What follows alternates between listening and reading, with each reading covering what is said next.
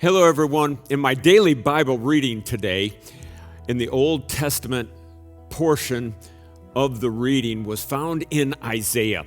Isaiah was a prophet in Israel and Judah at a time where he was warning them about God's coming discipline to the nation. They had turned their backs and their hearts away from God.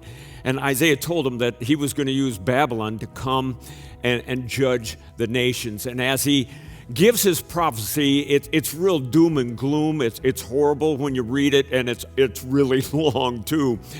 And in that whole process, Isaiah tells them, though, in the midst of God taking away everything that you know is life, we get to chapter 26, verses 3 and 4, and he says that God will keep you in peace. And the word there is actually shalom, shalom, a double peace, which means beyond human comprehension, beyond our human circumstance, because Israel and Judah at that time, during God's judgment, had nothing to look at in life and say that God was on their side. Everything had been stripped away.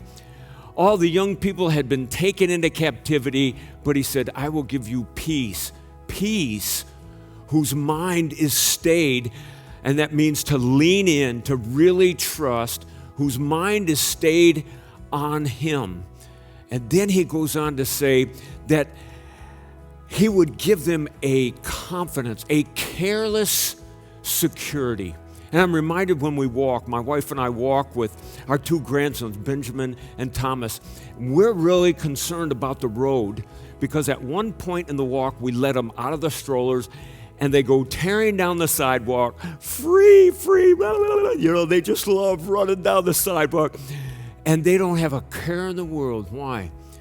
Because they know that we're looking after them. God wants us, even though we might not have anything to look at and find safety and security in this life, he said, I will never leave you or forsake you. We can find that confidence. And he says, if we lean into him, he will give us strength for today.